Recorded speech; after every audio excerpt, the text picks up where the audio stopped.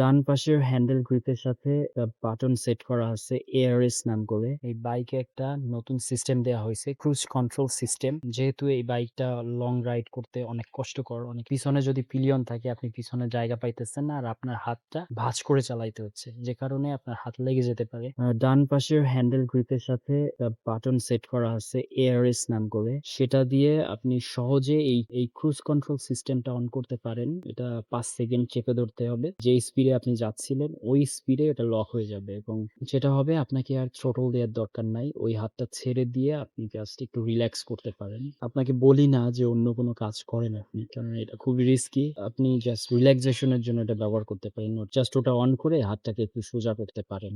ছোটখাটো ব্যায়াম করতে পারেন। তো যেটা হবে আপনার একটু রিল্যাক্সেশন হবে।